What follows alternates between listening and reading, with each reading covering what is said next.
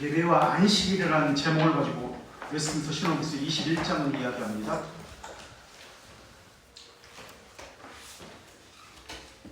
자, 예배와 안식일에 대한 고백인데요. 여기는 예배를 어떻게 드려야 되는가를 이야기하면서 3항부터 보면은 1, 2항은 예배에 대해서 이야기 나오고 어떻게 해야 할지, 3항에서는 기도에 대해서 이야기 나옵니다. 기도를 이야기하면서 3항부터 기도가 나오죠. 참된 기도는, 감사 기도는 어떻게 하는 것입니다. 아들의 영의 도움을 받아서 어떻게 하고, 4항에서는 기도는 어떻게 하는 것입니다. 이런 것이 나오고요. 또 5항에서는 찬양에 대해서 나옵니다. 찬송해야 하는 것에 대해서 기도를 이야기하면서 찬송을 이야기합니다. 그러면서 밑줄을 보면 2항의 시편을 따라 노래합니다. 찬송을 기도와 연결시킵니다. 그리고 5항에 보면은 성경을 읽는 것, 5항 1절에 보면 성경을 읽는 것, 2절에 말씀을 순전하게 선포하는 것, 이러한 이야기들이 나옵니다. 그러니까 성경을 읽는 것, 기도하는 것, 주의를 준수하는 것, 이런 모든 것을, 찬송하는 것, 이런 모든 것을 하나로 말하고 있다. 예배를 통해서 어떻게 예배를 드리는 것과 관련해서 규정하고 있다라는 것을 우리가 알 수 있습니다. 우리는 기도 하나만 가지고 이야기합니다. 찬송이면 찬송, 설교 하나면 설교면 설교, 이렇게 하나만 가지고 이야기합니다. 그런데 신앙고백서에서는 그렇게 이야기하지 않습니다. 예배 속에서 함께 이야기합니다. 또 3항 3절을 보십시오. 방언에 대한 이야기가 나옵니다. 3항 3절. 만일 소리를 낸다면 알아들을 수 있는 언어로 기도해야 합니다. 방언에 대한 이야기도 나옵니다. 소리를 내서 기도한다면 알아들을 수 있는 말로 기도해야 합니다. 예배를 말하면서 가장 길게 설명하고 있는 것이 기도에 관해서 가장 길게 설명하고 있습니다. 기도 항목이 왜 가장 많을까요? 그만큼 잘못된 기도를 할 수 있기 때문에 기도에 대해서 자세히 설명하고 있습니다. 물론 말씀과 성령의 관계를 기독교 강요 4권 2장에서 참된 교회를 설명하면서 말씀에 대해서 설명하기는 합니다만은 성령과 기도를, 그 관계를 말하고 있는데 성령과 기도만 말하고 있는 것이 아니라 신앙고백서에서는 성령과 말씀의 관계도 이야기하고 성령과 예배의 관계도 이야기하고 성령과 찬송의 관계도 함께 이야기하면서 기도도 이야기하고 있다라는 것을 우리가 알 수 있습니다. 자, 여기서 기도를 볼 때 우리가 방언으로 하면 안 됩니다라고 나옵니다. 알아들을 수 있는 말로 기도해야 합니다라고 3장 3절에서 이야기했습니다. 우리는 예배 속에서 기도도 말씀도 물론 성경도 마찬가지지만 찬송, 설교를 모든 것을 함께 보아야 합니다. 그러니까 기도만 따로 떼어내서 보는 것이 아니라 찬송만 따로 떼어내서 보는 것이 아니라 기도의 측면도 찬송의 측면도 함께 고려해야 합니다 라고 하고 있습니다. 그렇다면 찬송도 우리 지금 기도에 대해서 잔뜩 설명하는데 기도만 이야기하는 게 아닙니다. 이것은 찬송이라는 것도 기도라는 것과 동일한 측면에서 함께 적용시켜야 합니다 라는 뜻입니다. 그럼 이렇게 이야기할 수 있습니다. 3장 3절에 보면 우리가 알아들을 수 있는 말로 기도해야 합니다. 다르게 바꿔볼까요? 우리가 알아들을 수 있는 말로 찬송해야 합니다. 이렇게 바꿀 수 있습니다. 같은 의미입니다. 지금 기도만 말하고 있지만 예배 가운데에서 찬송, 설교, 기도 함께 이야기하고 있기 때문에 그렇습니다. 4항에 보십시오. 또 4항에 보면 21장 4항에 죽은 자를 위해서 기도하면 안 됩니다라고 써 있습니다. 죄를 범하는 것으로 알려진 자를 위해서 기도해도 안 됩니다라고 쓰여 있습니다. 찬송으로 바꿔볼까요? 죽은 자를 위해서 찬송하면 안 됩니다. 죄를 범했다고 알려진 자들을 위해서 찬송해도 안 됩니다. 그런데 우리는 어떻게 합니까? 찬송은 장례차를 타고 가면서 천국 환송송 해가지고 죽은 자가 천국 가도록 요단강을 건너가 찬송 부르잖아요. 찬송을 해야 한다고 부추깁니다. 노권사님들이 목사님 우리 찬송하면서 갑시다. 저는 절대 안 했어요. 설교도 마찬가지입니다. 살아있는 영혼이 있고 죽은 영혼들이 있습니다. 이들에게는 설교가 안 들립니다. 설교는 수단이지 아무것도 아니에요. 근데 마치 설교가 무슨 큰 것이냐 생각합니다. 아무리 알아듣는 자국어로 설교해도 알아들을 수가 없습니다. 그런데 오늘날 사람들은 중세 시대처럼 라틴어 설교를 하는 곳을 찾습니다. 라틴어 설교, 영어 설교를 찾는다는 뜻이에요. 영어 설교를 찾으러 영어 설교하는 교회로 찾아가서 영어 설교를 듣습니다. 영어 공부하는 목적으로. 사람들을 듣게 하기 위해서 찬송을 어떻게 합니까? 사람들을 위해서 들리는 찬송을 해야 한다라고 찬송을 합니다. 그게 복음성가예요. CCM이에요. 장로교에서 CCM 불러서는 안 됩니다. 복음성가 불러서는 안 됩니다. 개혁교회에서는 시편 찬송을 합니다. 이게 신앙고백서에 나옵니다. 장로교회 신앙고백서예요. 지금 개혁교회 신앙고백서, 장로교회 신앙고백서입니다. 시편 찬송으로 해야 합니다. 성경 말씀을 가지고 찬송을 해야 합니다. 성령께서는 말씀을 가지고 역사하십니다. 그 말씀, 모든 말씀에 역사하는 것은 아닙니다. 그러나 어쨌든 성령께서는 말씀을 수단으로 역사하십니다. 이것은 말씀만 이야기하는 것이 아닙니다. 찬송도 동일합니다. 기도도 예배도 함께 적용해야 합니다. 말씀으로 하는 기도, 말씀으로 하는 찬송, 말씀으로 하는 예배여야 합니다. 이것이 전제가 되어야 합니다. 그래야 성령께서 역사합니다. 성령은 말씀을 수단으로 역사하기 때문에 그렇습니다. 그런데 가운된 것을 가지고 성령께서 역사하신다, 은혜 받을 수 있다라고 속이고 있습니다. 그러면 안 됩니다. 우리는 그런데 설교에 관심이 있다 보니까 설교 하나만 가지고 은혜 받는다라고 이야기합니다. 설교 하나만 가지고 은혜 받지 못한다라고 이야기합니다. 설교 때문에 은혜 받고 못 받는다. 성령님의 역사는 이런 측면 저런 측면 이 모든 측면들을 함께 고려해야 합니다.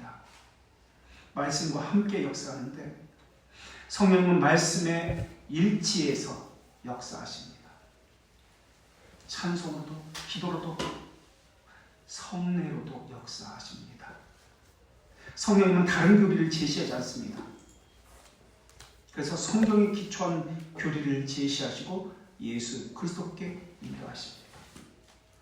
그런데 우리는 은혜 받는 것을 말씀에만 기대하고 있습니다.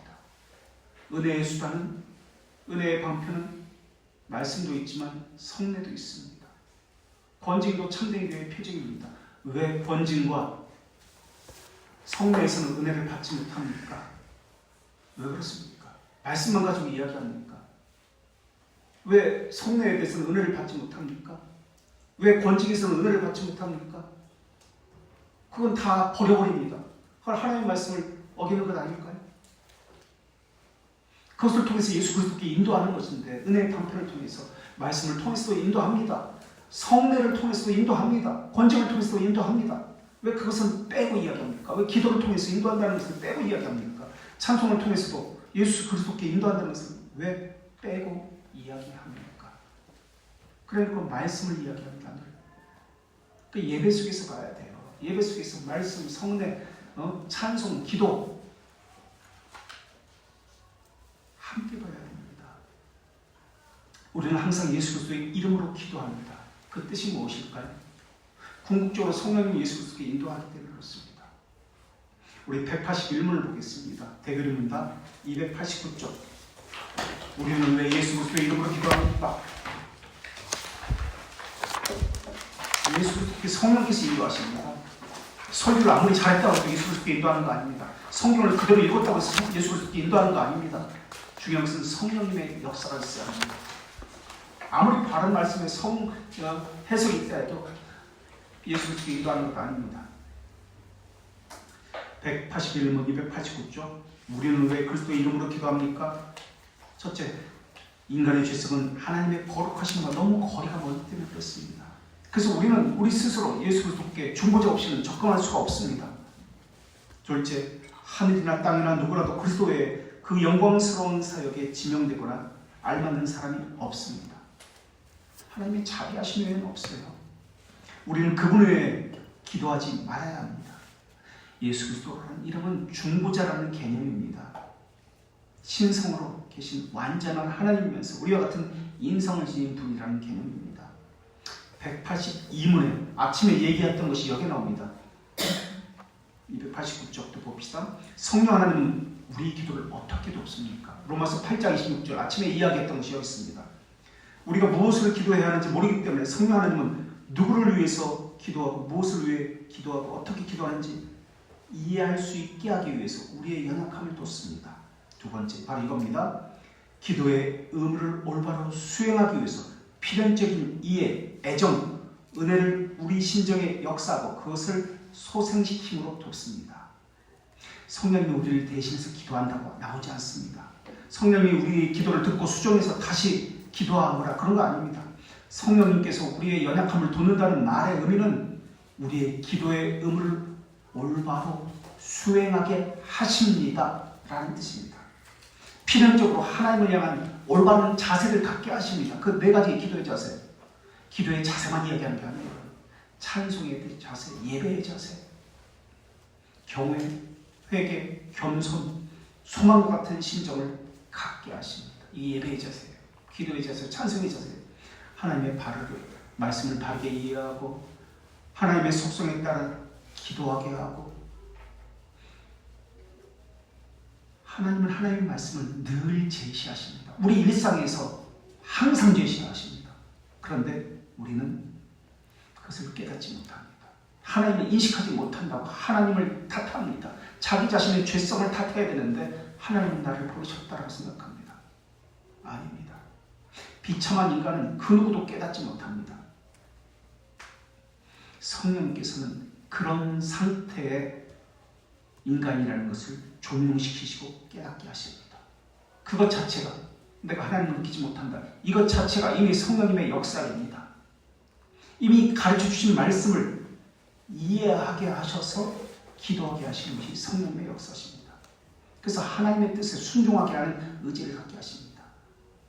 그런데 성령 하나님의 소리와 착각하게 하는 것이 있습니다. 자기 소리입니다. 자기 음성. 우리가 이 훈련을 많이 받고 있는데 자기 소리를 성령님의 음성으로 착각하는 경우가 많습니다. 아까 그 사람들처럼. 저도 그런 경우가 많이 있는데 이거 조심해야 돼요.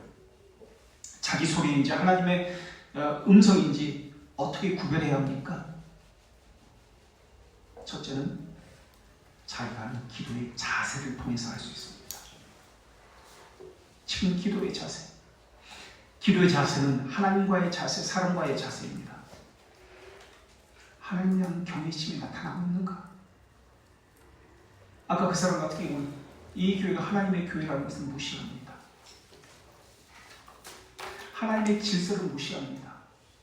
자신의 영역에서 자신이 범위를 행할 수 있는 자신의 가정, 자기와 관계되는 이러한 곳에서는 영향력을 행사할 수 있습니다. 자기가 권위를 가진 곳에서. 그러나 자기 권위 바뀝니다. 이것은 불법입니다. 우리가 이미 배웠습니다. 하나님의 말씀을 우리가 받았습니다.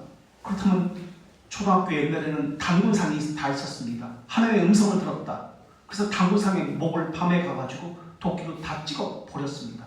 하나님의 음성을 듣고 하나님의 뜻대로 했다. 난 당당하다. 이 하나님의 뜻입니까?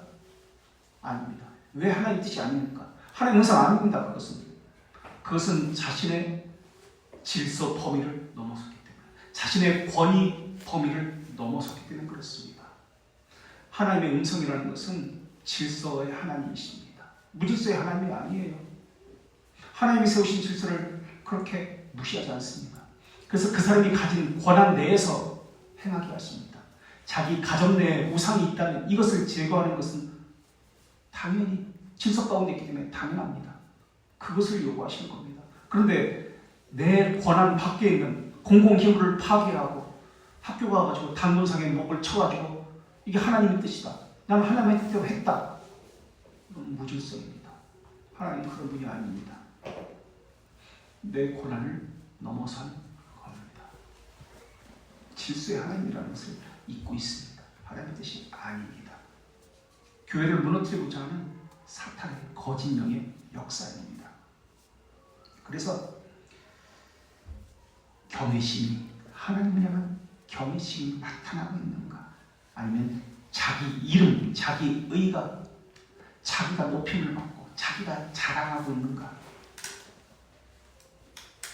자기 소리를 하나님의 음성이라고 착각하는 경우가 많이 있는데, 심리적으로 성령님의 음성을 착각하는 경우가 많이 있습니다. 그런데 여기서 간과해서는 안 되는 것이 있는데 참 기가 막히잖아요. 지금 이 부분을 또 하려고 했는데 딱 쉬는 시간에 그 사람이 와가지고 좋은 교부제로 우리에게 알려줬어요. 그것만 봐도 하나님의 역사야.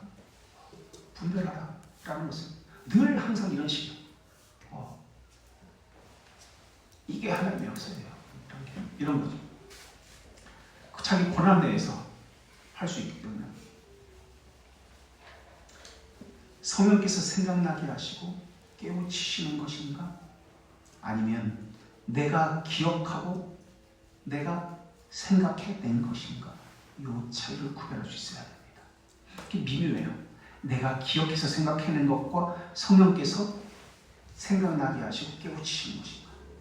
사람은 잠재의식 가운데 수많은 생각들, 기억들이 떠돌아다닙니다. 그런데 수많은 것들 중에서 하나를 붙들어서 그 실상은 자기가 숨겨놓았던, 자기 기억 속에 숨겨주고 묻어뒀던 한 가지입니다. 이것을 기억 속에서 저 밑에서 끄집어내서 그것을 가지고 성령께서 주신 말씀이다 라고 착각할 수 있습니다. 언제 어디서 누군가에 들은지 모릅니다. 근데 그것을 자기가 해석해서 자기 머릿속에 담아두고 심정 저 깊은 곳에 묻어둔 기억들입니다. 이것을 끄집어내서 하나님의 말씀이라고 합니다.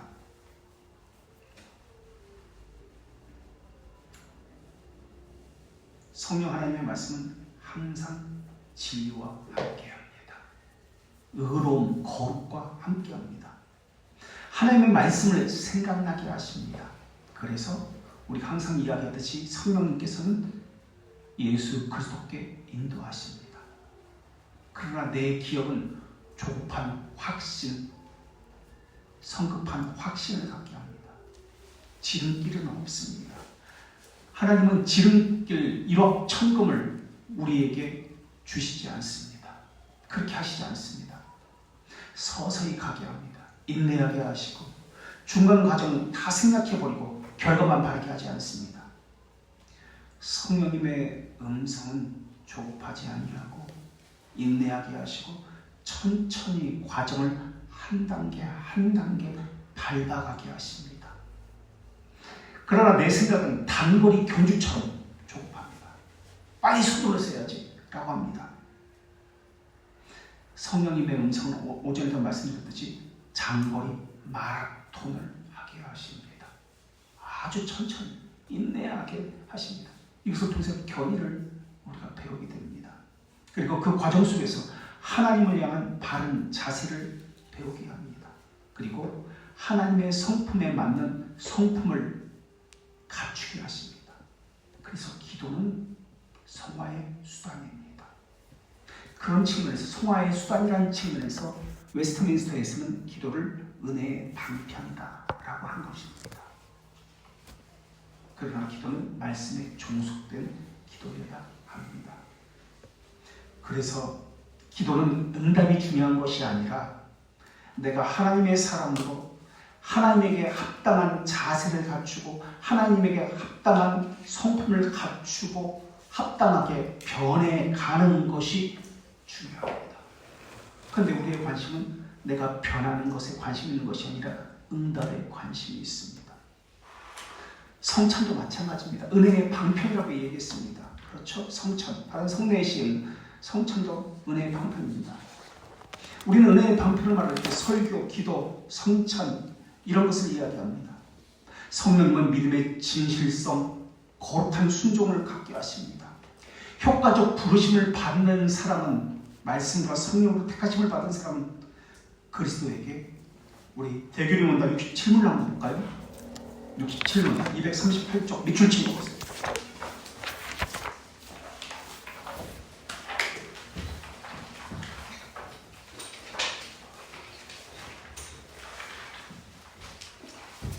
밑줄 친 거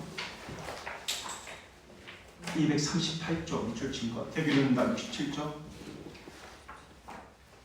말씀과 성령으로 택함 받은 그들을 그리스도에게 인도한다라고 나옵니다. 초청한다라고 나옵니다. 그렇죠? 밑줄 친 것에. 그런데 사람들은 그리스도와는 무관하게 자기 생각 속에 있는 해석된 것을 가지고 하나님의 말씀이라 이야기합니다. 그런 사람들은 신앙인이 아니라 철학자입니다. 하나님의 말씀이 자신을 읽어야 되는데 자기가 하나님의 말씀을 읽습니다. 자기가 중심에 있는 거예요. 하나님의 말씀이 중심에 있어서 자신을 살피는 것이 아니라 묵상은 자신을 살피는 것이 묵상입니다. 그래서 자신을 살피기 때문에 그 안에 있는 죄성들, 죄들이 드러납니다. 그런데 어떤 사람의 묵상은 자신이 전혀 안 밝혀집니다. 두루뭉실하게 넘어갑니다. 사람들이 이렇게 했습니다. 사람들은 이렇게 해야 합니다.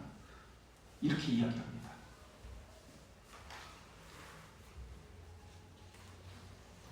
우리는 어떤 사람과 이야기하고 그 사람의 이야기를 다른 사람에게 전할 때도 그렇게 합니다. 그대로 있는 그대로 문제 그대로 옮기는 것이 아니라 자기 의도로 그것을 읽어내서 그것을 전합니다.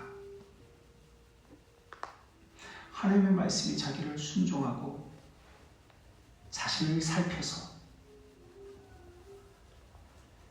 자신을 죄를 드러내는 것, 이것이 기도입니다. 아까 우리 점심시간 때 이야기할 때 기도는 뭐 형식을 가지고 첫 번째 감사하고 두 번째 죄 회개하고 이렇게 이야기했는데 그것이 맞나요? 지금 자신의 죄를 드러낸다는 것은 바로 이런 개념이에요.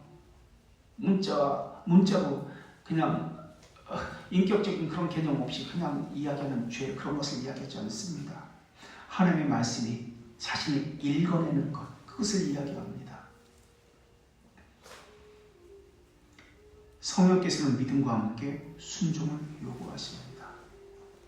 그때 기도는 수단입니다. 기도를 통해서 내 불순종을 살피게 하시고 순종하게 인도하십니다. 그리고 하나님을 향한 경외심이 함께 있는지 살피게 됩니다.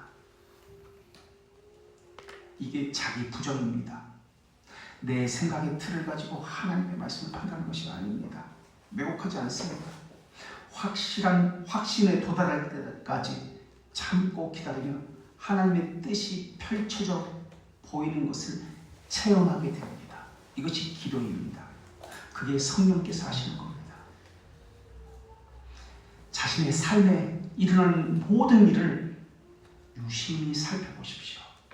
그리고 말씀으로 이것을 해석해 보십시오. 말씀으로 교리로 읽어보십시오. 이제부터 그렇게 해보십시오. 하나님이 느껴지지 않는다고요? 아니요. 엄청나게 느껴질 겁니다. 하나님을 인식하는 삶, 큰아니지 이게 믿음이라고 했습니다. 하나님을 체험하게 되어 있습니다. 하나님이 얼마나 말씀하시는지 무한히 영원히 말씀하십니다. 근데 우리가 느끼지 못하는데 이것을 하나님이 나를 버렸다라고 착각하고 있을 뿐입니다. 성령님은 은혜의 언약의 힘으로 오직 예수 그리스도만을 인정하고 수용하고 신뢰하게 하십니다. 자기 의를 버리게 하시고 자기를 신뢰하지 않게 하십니다. 그런데 우리는 잠시 기도했다. 그리고 하나님의 뜻이다. 하나님의 응답을 받았다. 이렇게 합니다. 그 거짓입니다. 성령께서 심정에 역사한다는 것은 생명에 이르는 회개를 하게 한다는 뜻입니다. 그래서 성경의 제1저자이기 때문에 성령님은 기도와 관련시켜서 성령께서 함께하는 기도는 성경으로 돌아가게 하고요. 또 생명에 이르는 회개를 하게 하고요. 또 하나님을 닮은 성품을 갖게 합니다. 그리고 예수 그리스도 유일한 구원자이신 예수 그리스도께 인도함을 받게 합니다. 이게 성령님의 역사입니다. 성경을 통해 자신을 보고 자신의 실상을 깨닫게 합니다. 말씀에는 세 가지 것이 있습니다. 다 하나님의 말씀입니다. 지금 우리는 보챔, 세르모넨, 베르곰을 이야기했지만 그거 말고 보이는 말씀이 성찬이 있습니다. 이거 하나님의 말씀입니다. 왜 성찬을 무시합니까? 은혜의 방편인데 왜 들리는 말씀 선포만 가지고 이야기합니까? 그리고 행하는 말씀, 권징은 왜 버립니까? 이 세 가지를 통해서 하나님은 말씀을 수단으로 우리에게 역사하시고 이 수단을 통해서 은혜의 방편이라고 우리에게 주셨고 은혜를 받을 수 있는 길을 제시해 주셨는데 왜 이렇게 편협한 신앙생활을 합니까? 한쪽으로 치우쳤습니까? 권징을 통해서 은혜 받는 건 안 됩니까? 성찬을 통해서 은혜 받는 건 안 됩니까? 이게 성찬도 성화의 수단입니다. 권징도 성화의 수단이고요. 기도도 성화의 수단인데 우리 기도를 지금 하나 가지고 이야기하지만 기도 하나를 이야기하는 게 아니에요. 예배, 성찬, 권징 다 이야기하는 거예요. 예배 속에서 드러나는 모든 것들이기 때문에 이것은 지금 그런데 자기에게 성령님을 종속시켜버립니다. 교리와 성경은 배제해버립니다. 하나님의 속성도 배제해버립니다. 단지 자기 상황을 가지고 자기 처한 문제만 가지고 그것만 가지고 기도합니다. 하나님이 아니라 자기만 고려합니다. 이게 자기 음성입니다. 성령님의 음성은 하나님을 중심에 둡니다. 시험이 있다 할지라도 시험은 아까도 얘기했지만 하나님이 주시는 것이 아니라 내 욕심에 이끌리는 것인데 시험이 있다 해도 그 시험을 통해서 성령님께서 역사하시면 하나님의 존엄성을 확고하게 우리로 하여금 체험하게 하십니다. 이게 성령님의 역사입니다. 그러나 자기 음성을 듣고 성령님의 역사라고 착각하는 자들은 하나님의 존엄성, 그러니까 하나님 중심이 아니기 때문에 내가 중심이기 때문에 내 자존심, 내 욕심, 내 유익, 나를 우선시합니다. 이것이 차이가 있습니다. 그것은 성령님의 기도 응답이 아닙니다. 질서의 하나님이라는 것을 기억하시고요. 여기까지 우리 기도를 통해서 오늘 아침부터 오후까지 살폈는데요. 혹시 질문이나 나누고 싶은 거 깨달은 거 있으세요?